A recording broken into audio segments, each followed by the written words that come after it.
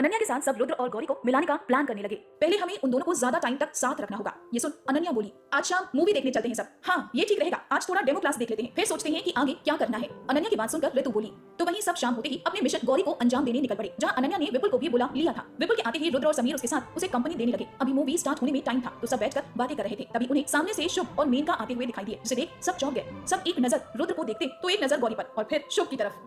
कबीर, हमारा mission Gauri fail हो गया। तुम लोगों के पास कोई ढंग का प्लान हो तो मुझे बता देना। फिलहाल मैं रुद्र भाई के पास जा रहा हूँ, तुम लोग देख लो अपना। इतना कहते हुए कबीर वहां से उठकर रुद्र की तरफ बढ़ गया। तभी शुभ गौरी को देखते हुए, हे बड़ी, अच्छा हुआ यार जो तूने बुला लिया, मैं तो घर में पड़े पड़े बोर हो रहा था। ये सुनते ही जहाँ सबकी सांसें अटक गई कि शुभ को गौरी ने बुलाया है, तो वहीं ये सुनकर रुद्र का खून उबाल लेने लगा। तब तक शुभ भी गौरी के पास आकर उसके गले लग गया। शुभ को इस तरह गौरी के गले लगता देख रुद्र को बर्दाश्त नहीं हुआ। तभी रुद्र ने अपने हाथ में पकड़ा सभी मूवी के टिकट्स को फाड़ते हुए वहां से बाहर चला गया। उसे ऐसा करता देख विपुल, शुभ और मेनका हैरान थे कि इसे अचानक क्या हुआ। तो वहीं बाकी बैठे लोगों ने अपना सिर पकड़ लिया, क्योंकि उन्हें पता था कि यहाँ क्या हुआ है। खैर रुद्र तो अपने रौद्र रूप धारण किए वहां से चला गया। तो वहीं उसके पीछे सब एक दूसरे को देख अपने चेहरे लटका लिए। उन्हें अब कोई उम्मीद नहीं दिख रही थी कि रुद्र और गौरी कभी साथ आ पाएंगे। सब हारे हुए खिलाड़ी की तरह निराशा से एक दूसरे को देख अपने अपने घर के लिए जाने लगे। तभी विपुल सबको रोकते हुए बोला, हम लोग साथ में डिनर कर लेते हैं, फिर घर जाते हैं। ये सुन अनन्या खुश होते हुए उसके गले लग गई। मेरा भी अभी जाने का मन नहीं हो रहा था। फिर सब वहां से डिनर के लिए निकल गए। सभी फेमस फ्रेंचाइज होटल के अंदर बैठे रहे थे। तभी मेनका आकर कबीर के बगल में बैठते हुए बोली, हाय कबीर, कैसे हो? Kabir, I am alright, thank you. इतना कहते हुए कबीर भी बैठ गया। तो वहीं विशाल और समीर उसे इशारों इशारों में छेड़ने लगे, जो प्रियंका को बिल्कुल पसंद नहीं आ रहा था। तो वहीं अनन्या का उतरा चेहरा देख विपुल उसके चेहरे पर आते हुए लड्डू को हटाते हुए बोला, क्या हुआ, ये चेहरा क्यों लटका हुआ है? जिसे सुन अनन्या ने तो ना में अपनी गर्दन हिला दी, लेकिन उसके अंदर भूचाल मचा हुआ था। वो सामने बैठे गौरी और शुभ को देख रही थी, जो आपस में हंस कर बातें कर रहे थे। उन दोनों को ऐसे साथ देख अनन्या सोचने लगी, रुद्र भाई के इस तरह से चले जाने पर गौरी को कोई फर्क नहीं पड़ा है, उसके चेहरे पर कोई शिकन दिखाई नहीं दे रही है। तो क्या इसका मतलब ये हुआ कि गौरी रुद्र भाई को पसंद नहीं करती? ये सोचते हुए अनन्या का मन उदास हो गया, लेकिन थोड़ी ही देर बाद खुद को समझाते हुए बोली, तो रुद्र भाई के लिए उदास होने की बजाय गौरी के लिए खुश भी तो हो सकती है। आखिर गौरी तेरी बहन है, और अगर उसे शुभ पसंद है, उसके साथ खुश है, तो तुझे भी खुश होना चाहिए। और देखा जाए तो शुभ भी अच्छा लड़का है, गौरी उसके साथ खुश रहेगी। लेकिन एक बार मुझे गौरी से पूछना पड़ेगा कि आखिर वो किसे पसंद करती है। इतना सोचते हुए अनन्या ने एक गहरी सांस ली और बगल में बैठे विपुल के कंधे पर अपना सिर रख दिया, जिसे देख विपुल ने उसके माथे पर मुस्कुराते हुए किस कर लिया। तो वहीं अनन्या भी मुस्कुरा दी। तो उधर मेनका, कबीर जितना उसकी बातों का कम से कम शब्दों में जवाब दे रहा था, तो वहीं मेनका उससे और ज्यादा सवाल पर सवाल किए जा रही थी, जिसे देख सब इशारों इशारों में कबीर को छेड़ने में लगे थे। तो वहीं कबीर बस अपना खाना खत्म करने में लगा था। सब आपस में बातें करते हुए अपना डिनर खत्म कर घर आ गए। अनन्या की शादी में बस एक हफ्ते ही रह गया था और तैयारी बहुत करनी थी, जिस वजह से सुधा जी काफी परेशान थी। उन्हें इस तरह परेशान देख रमाशंकर जी बोले, अरे भाग्यवान, चिंता मत करो, सब हो जाएगा, और वैसे भी कल से हम लोग शॉपिंग स्टार्ट कर ही रहे हैं। इतना कहते हुए रमाशंकर जी ने घर में सभी लोगों से बोल दिया कि कल सब लोग शॉपिंग पर चल रहे हैं, तो सुबह जल्दी सब तैयार रहना। इतना कहते हुए रमाशंकर जी सोने चले गए। तो वहीं अनन्या भी गौरी को सोने के लिए बोल अपने रूम की तरफ बढ़ गई। पीछे गौरी खड़ी सोचने लगी, रुद्र अभी तक घर आया या नहीं। ये सोचते हुए गौरी के कदम अपने आप रुद्र के रूम की तरफ बढ़ गए। वो रुद्र के रूम तक जाती, तभी उसकी नजर बालकनी में गई, जहाँ रुद्र खड़ा था। रुद्र को खड़ा देख सोचने लगी, वो रुद्र के पास जाए या नहीं। कहीं हर बार की तरह इस बार भी रुद्र ने उसे हर्ट किया तो? फिर खुद को समझाते हुए बोली, लेकिन उसने कल रात तो ऐसा कुछ नहीं किया था। कल रात तो वो कितना मासूम की तरह बिहेव कर रहा था। वो अपनी इसी उधेड़बुन में लगी थी कि वो क्या करे, रुद्र के पास जाए या नहीं। दिल कहता कि चली जाओ, तो वहीं दिमाग उसे रोक देता कि उसके पास सिर्फ तुम्हें दर्द ही मिलेगा। इसी गुत्थम गुत्थी में आखिर दिल जीत गया और गौरी रुद्र की तरफ आगे बढ़ गई। जब वो रुद्र के पास गई तो उसने देखा रुद्र किसी से बात कर रहा है। जब वो और पास गई तो उसकी आंखें बड़ी हो गई। उसने देखा रुद्र ने अपने हाथों में उसकी माँ की आखिरी निशानी, वो पायल पकड़ी हुई है और उसी से बातें किए जा रहा है। ये तो मेरी पायल है। इतना कहते हुए गौरी आगे बढ़ी, तो वहीं रुद्र ने भी गौरी की बातें सुन ली थी। जैसे ही गौरी रुद्र के हाथों से अपनी पायल लेने के लिए ऊपर उठी, तभी रुद्र ने उसे कमर से पकड़ते हुए अपने करीब कर लिया और साथ ही अपने दूसरे हाथ में पकड़ी पायल को और ऊपर कर दिया। तो वहीं गौरी उस पायल को पकड़ तो नहीं पाई, लेकिन रुद्र के उसकी कमर को पकड़ने की वजह से वो जरूर रुद्र के ऊपर लटक गई। गौरी रुद्र के इतनी करीब उसकी आंखों में खोसी गई। इसकी आंखें कितनी साफ है, जिसे देखकर कोई नहीं कह सकता कि इस इंसान का गुस्सा हर वक्त नाक पर रहता है। कब कहां भड़क जाए कोई नहीं बता सकता, और साथ ही जुबान भी उतनी ही कड़वी है। लेकिन फिर भी दिल इसी के पास आना चाहता है, पता नहीं कब और कैसे हुआ, लेकिन इसके गुस्से और कड़वी जुबान से ही प्यार हो गया है। खुद को लाख समझाने के बाद भी दिल नहीं सुनता। गौरी को इस तरह खोया देख रुद्र तो बस यही सोच रहा था कि काश ये वक्त यहीं थम जाए, जहां सिर्फ मैं और गौरी रहे और साथ में कोई हो तो बस इस चांद की चांदनी। तो वहीं गौरी को रूम में अभी तक ना आया देख अनन्या उसे बुलाने के लिए अपने रूम से बाहर निकली। वो सीढ़ियों से नीचे जाने के लिए घूमी ही थी कि अचानक उसे दो परछाई दिखी, जिसे देख वो पीछे मुड़ी तो अनन्या दंग रह गई। उसे महसूस हो रहा था कि उसके पैरों तले जमीन खिसक गई हो।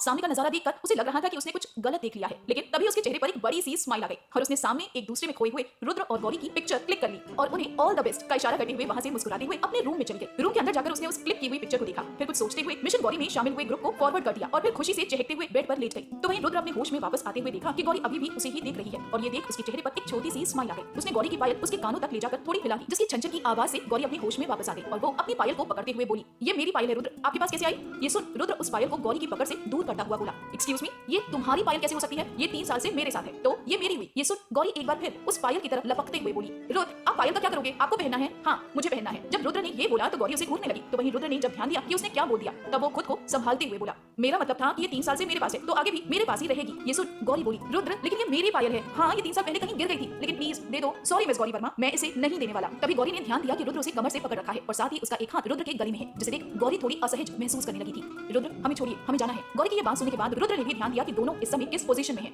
ये देख रुद्र हड़बड़ाते हुए गौरी को छोड़ दिया, जिसकी वजह से गौरी वहीं जमीन पर गिर गई और उसके मुंह से गिरने की वजह से हल्की चीख निकल गई। तो वहीं रुद्र को कुछ समझ नहीं आ रहा था कि वो क्या करे। गौरी को वैसे ही जमीन पर छोड़ अपने रूम की तरफ बढ़ गया और अंदर जाकर गेट बंद कर लिया। इस समय रुद्र की धड़कनें तेज थी, तो वहीं चेहरे पर एक स्माइल भी थी। तो वहीं रुद्र के अचानक से छोड़ देने की वजह से गौरी के कमर में हल्का दर्द होने लगा था, जिस वजह से वो गुस्से से बड़बड़ाती हुई खड़ी हुई। कोई इतना बेदिल कैसे हो सकता है, और ऊपर से चोर भी दूसरों की चीजों को अपना समझ कर रखे हैं। फिर गुस्से से रुद्र के रूम की तरफ देखते हुए बोली, रुद्र प्रताप सिंह मैं अपनी पायल लेकर रहूंगी, नाउ वेट एंड वॉच। इतना कहते हुए गौरी अपनी कमर पर हाथ रखे हुए रूम की तरफ बढ़ गई। तो वहीं अनन्या के दोनों की क्लिक की हुई पिक्चर ग्रुप में भेजते ही मैसेजेस की लाइन लग गई। साक्षी ये रुद्र भाई तो स्टैचू ऑफ लिबर्टी की तरह लग रहे हैं, एक हाथ से गौरी को पकड़े हुए हैं और दूसरा हाथ ऊपर कर पायल पकड़े हुए हैं, जिसे पढ़ते ही सभी ने हंसने का इमोजी भेजा। ऋतु क्या यार पिक्चर नहीं, तुझे तो पूरी फिल्म बनानी चाहिए थी, कितने रोमांटिक पोजीशन में हैं दोनों। Sameer yes Ritu you are right. Ananya यार जल्दी जल्दी में बस यही दिमाग में आया, एक तो इन्हें ऐसे देखकर बिलीव नहीं हो रहा था कि हकीकत है या सपना। कबीर सो गाइस अब आगे क्या करना है। ऋतु मुझे तो रुद्र भाई ही नहीं गौरी की तरफ से भी लगता है, लेकिन जब तक दोनों बोलेंगे नहीं एक दूसरे से तब तक कुछ नहीं हो सकता। साक्षी फिर दोनों बोल क्यों नहीं रहे। साक्षी की बात सुन सभी ने एक साथ अपना सिर पटकने वाला इमोजी भेजा। समीर मेरी बीवी भगवान ने तुम्हें कम दिमाग दिया है, ज्यादा खर्च मत करो, जिसे पर सभी ने हंसने वाला इमोजी भेज दिया।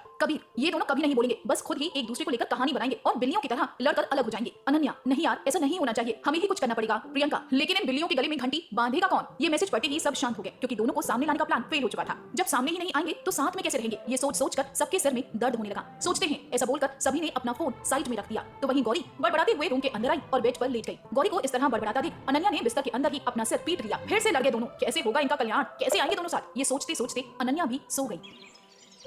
अगली सुबह गौरी तैयार होकर रूम से बाहर निकली तो उसकी नजर रुद्र के रूम पर गई और साथ ही उसे अपनी पायल याद आ गई, जो कल रात रुद्र ने उसे देने से मना कर दिया था। उसने अपनी नजरें चारों तरफ दौड़ाई तो देखा नीचे सब अपने काम में बिजी हैं और ऊपर अनन्या अभी सो रही है। अब बस रुद्र को देखना है कि वो क्या कर रहा है। ये सोचते हुए गौरी रुद्र के रूम की तरफ बढ़ गई। रूम के अंदर झांकी तो रुद्र अभी सो रहा था, यही अच्छा मौका है अपनी पायल लेने का। ये सोचते हुए गौरी धीरे से गेट खोलकर अंदर चली गई और बहुत सावधानी से एक एक चीज को चेक करने लगी, लेकिन उसे अपनी पायल कहीं नहीं दिख रही थी। अपनी पायल ना मिलता देख गौरी पूरी तरह से झुंझला गई। तभी उसकी नजर रुद्र के बगल में तकिए के पास गई, जहां उसकी पायल चमक रही थी, जिसे देख गौरी के चेहरे पर खुशी झलकने लगी। लेकिन तभी उसकी नजर रुद्र पर पड़ी। रुद्र पर नजर पड़ते ही गौरी के चेहरे की खुशी पल भर में ही गायब हो गई। अगर रुद्र की नींद खुल गई तो, लेकिन उस पायल को ऐसे छोड़ भी तो नहीं सकती। ये सोचते हुए गौरी दबे पांव रुद्र की तरफ बढ़ी और रुद्र के ऊपर झुकते हुए वो तकिए तक अपना हाथ धीरे धीरे बढ़ाने लगी। तभी अचानक से रुद्र ने अपनी आंखें खोल दी, जहां एक दूसरे को देख दोनों की आंखें बड़ी हो गई। रुद्र ये सोचने लगा कि गौरी उसके ऊपर क्या कर रही है, तो वहीं गौरी सोच रही थी, हे भगवान इसे अभी उठना था, अब मैं पायल कैसे लूंगी। दोनों अपनी अपनी सोच में खोए हुए थे। तभी उन दोनों के कानों में सुधा जी की आवाज गई, रुद्र रुद्र बेटा उठ गए हो क्या। ये आवाज सुनकर दोनों चौंक गए। गौरी की तो हालत ही खराब हो गई कि वो अब क्या करे, कहां जाए। अगर सुधा जी ने देख लिया तो वो क्या सोचेंगी। तभी अचानक से रुद्र ने उसके कमर में अपना हाथ डाला और बेड पर पलट दिया और उसके ऊपर खुद सोकर बिस्तर ओढ़ लिया। रुद्र के ऐसा करने पर गौरी कुछ कहने के लिए मुंह खोली ही थी कि तब तक सुधा जी रूम के अंदर आ गई। अरे रुद्र बेटा अभी तक सो रहे हो, जल्दी से उठ जाओ, तुम्हारे पापा तुम्हें किसी काम से बुला रहे हैं। सुधा जी ये बोलते हुए उसका बिस्तर खींचने लगी। तुम उठ जाओ, मैं तुम्हारा बिस्तर ठीक कर देती हूँ। ये सुनते ही दोनों चौंक गए। तो वहीं गौरी सोचने लगी, इससे पहले वाली हालत में ही ठीक थे, अगर इस हाल में आंटी जी ने देख लिया तो क्या होगा। ये सोचते ही गौरी मन ही मन सभी भगवान को याद करने लगी। तो वहीं रुद्र ने हड़बड़ाते हुए अपना बिस्तर पकड़ लिया। माँ नहीं आप रहने दो, मैं कर लूंगा। सुधा जी तुम पापा से मिल लो, मैं कर देती हूँ। रुद्र माँ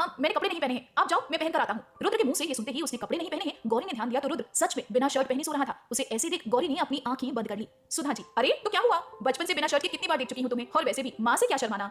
इतना कहते हुए सुधा जी ने बिस्तर को पकड़ अपनी तरफ खींचा, जिसे देख रुद्र अपना बिस्तर अपनी तरफ खींच हड़बड़ाते हुए बोला, माँ मैंने नीचे पैंट भी नहीं पहना है, प्लीज जाओ आप यहाँ से, मैं आ रहा हूँ। ये सुन सुधा जी बोली, माँ से इतना शर्माने की क्या जरूरत है, खैर जल्दी से नीचे आओ। और वो रूम से बाहर चली गई। तो वहीं गौरी ने जब ये सुना तो उसका दिल धक से बंद हो गया। वो अपनी आंखें बंद किए वैसे ही मन में सोचने लगी, गौरी तू भी कितनी पागल है, पायल ढूंढने के चक्कर में तुझे रुद्र दिखाई नहीं दिया, एक बार तो देख लिया होता कि वो कैसे सो रहा है। गौरी अभी सोच ही रही थी तभी उसे अपने चेहरे पर कुछ महसूस हुआ। उसने महसूस किया कि रुद्र उसके चेहरे पर आए बालों को कान तक ले जा रहा है। रुद्र के इतना छूने से ही गौरी का दिल बेकाबू होने लगा था, उसका चेहरा लाल पड़ने लगा था। तभी रुद्र उसके कानों के पास अपने होठों को ला गौरी के कानों को हल्का सा छूते हुए बोला, पूरे दिन ऐसे ही रहना है। ये सुनते ही गौरी का बेकाबू होता दिल तुरंत अपने होश में वापस आ गया और उसने तुरंत अपनी आंखें खोल दी। गौरी ने जैसे ही अपनी आंखें खोली उसे सामने रुद्र का मुस्कुराता हुआ चेहरा नजर आया, जिसे देख गौरी सोचने लगी, रुद्र आप मुस्कुराते हुए कितने अच्छे लगते हो, प्लीज हमेशा ऐसे ही रहा करो। तभी रुद्र उसके ऊपर से सरकते हुए बगल में लेट गया। बाय द वे तुम मेरे रूम में क्या कर रही थी। फिर गौरी की तरफ घूमकर और उसके पास आकर बोला, और मेरे ऊपर क्या कर रही थी। इतना सुनते ही गौरी उसे धक्का देते हुए बोली, रुद्र पहले आप शर्ट पहनो। इतना कहते हुए गौरी बेड से उठकर बाहर निकल आई। तो वहीं उसे इस तरह भागता देख रुद्र हंसने लगा और इधर गौरी रुद्र के रूम से बाहर निकल अपने दिल पर हाथ रखते हुए बोली, रुद्र एक दिन ऐसे ही मेरी जान ले लोगे।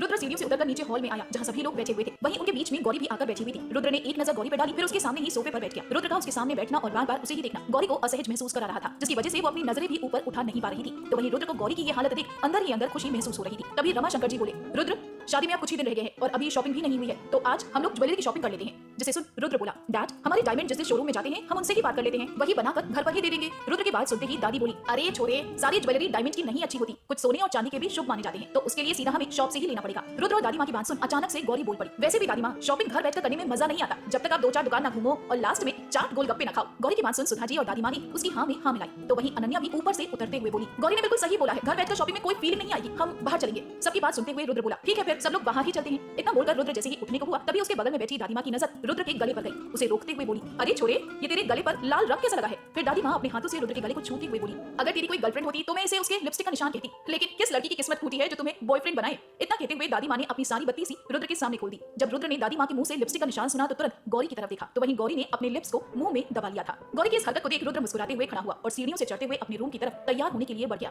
थोड़ी ही देर में सब जल्दी जल्दी ब्रेकफास्ट कर शॉपिंग के लिए निकल गए। दादाजी दादी माँ घर पर ही रुके थे, तो वहीं रमाशंकर जी केटरिंग वालों से बात करने के लिए निकल गए और एक गाड़ी से रुद्र, कबीर, अनन्या, गौरी, सुधा जी और जया जी ज्वेलरी की शॉपिंग के लिए निकल गए। कार में पीछे 4 लेडीज बैठ के थोड़ी दिक्कत तो हो रही थी, लेकिन शॉपिंग करने की खुशी में सब एडजस्ट हो गए थे। सब लोग मार्केट पहुंचकर एक बड़े से ज्वेलर्स के शोरूम के सामने रुद्र ने अपनी कार पार्क की और सब उतर के उसके अंदर चले गए। वहां अनन्या के लिए हर तरह की ज्वेलरी देखी जा रही थी, जिसे अनन्या पहनकर ट्राई करती जा रही थी। तभी गौरी की नजर एक कमरबंद पर गई जो काफी खूबसूरत था। वो पूरे गोल्ड की बनी कमरबंद, जिस पर सामने 2 जोड़े में मोर बने हुए थे और साथ ही कुछ घुंघरू लटक रहे थे जो 2 लेयर के पतले चेन से बंधे थे और साथ ही उन लेयर्स पर छोटे छोटे घुंघरू लटके हुए थे, जिसे देखते ही गौरी को वो कमरबंद पहली ही नजर में पसंद आ गई। जब उसने उसका टोटल प्राइस पूछा तो उसे पता चला कि ये लाख से ऊपर है, जिसे देख गौरी का चेहरा लटक गया, क्योंकि अभी उसकी इतनी इनकम नहीं थी कि वो इतनी महंगी कमरबंद ले सके। गौरी ने लंदन में 3 सालों तक स्कॉलरशिप के पैसों से लटक गया, क्योंकि अभी उसकी इतनी इनकम नहीं थी कि वो इतनी महंगी कमरबंद ले सके। गौरी ने लंदन में 3 सालों तक स्कॉलरशिप के पैसों से इंटर्नशिप कर रही थी, साथ ही पार्ट टाइम जॉब करके कुछ खर्च से पैसे कमा लेती थी। गौरी उस कमरबंद को अपने हाथों में लेकर उसे घूरती रही, फिर उसे काउंटर पर ही रख अनन्या के पास चली गई, जहां वो ज्वेलरी ट्राई कर रही थी। उसके जाते ही दूर खड़ा रुद्र, जो कब से गौरी को ही नोटिस कर रहा था, जब उसने देखा कि वो कमरबंद गौरी को पसंद होते हुए भी गौरी ने नहीं लिया, तो वो उस काउंटर पर जाकर उस कमरबंद को पैक करवा उसकी बिलिंग करने चला गया। थोड़ी ही देर में अनन्या के लिए ज्वेलरी की शॉपिंग हो गई, तो वहीं सुधा जी ने भी लड़के वालों की तरफ देने के लिए कुछ जरूरत की ज्वेलरी खरीद ली थी, जो शादी की रस्मों में दिया जाना था। खैर, आज ज्वेलरी की शॉपिंग तो हो गई थी, लेकिन सब काफी थक भी चुके थे। सब थकी हारी घर आकर हॉल में लगे सोफे पर लेट गए, तो वहीं सुधा जी, जया जी मिलकर सारी शॉपिंग रमाशंकर जी और दादी माँ को दिखाने लगी। सभी ने जल्दी से डिनर किया और सोने चले गए, क्योंकि उन्हें कल भी शॉपिंग के लिए जाना था। अगर शादी का घर हो तो वहाँ एक दिन में शॉपिंग कभी पूरी नहीं होती, तो उनका रोज का यही काम हो गया था। कुछ ही दिन बाद शादी थी, तो सबको काम भी बहुत ज्यादा था। सब शादी की शॉपिंग और तैयारियों में लग गए। विशाल, समीर, ऋतु लोग भी आकर अनन्या और रुद्र लोग के साथ तैयारियों में लग गए। तो वहीं शुभ भी आजकल विपुल के साथ बिजी था। उसका गौरी से मिलना नहीं हो पा रहा था, जिस वजह से हमारे रुद्र भाई का भी दिमाग आजकल ठंडा ही रहा। और फाइनली वो दिन भी आ गया जिसके अगले दिन से शादी के सभी फंक्शन शुरू होने वाले थे। श्री गणेशाय नमः। वक्रतुंड महाकाय सूर्यकोटि समप्रभ निर्विघ्नं कुरु मे देव सर्वकार्येषु सर्वदा। परम स्नेही स्वजन परम पूज्य परमात्मा की असीम अनुकंपा से अनन्या प्रताप सिंह संग विपुल अरोड़ा के दाम्पत्य सूत्र बंधन की मधुर लीला पर आपको सादर आमंत्रित करते हैं। मांगलिक कार्यक्रम, संगीत, मेहंदी, हल्दी, बारात, विदाई। इस शादी में डांस होगा, सीटियां भी बजेंगी, ठुमके भी लगेंगे, इमोशनल सियापा भी होगा, बैंड बाजा भी होगा, खुशी से आंखें भी नम होंगी, तो वहीं 2 दिल भी मिलेंगे, नए रिश्ते भी बनेंगे। मेरे प्यारे प्रतिलिपि दोस्तों, आप इस शादी समारोह में शामिल होने के लिए सौहार्दपूर्वक आमंत्रित हैं। भाग 13।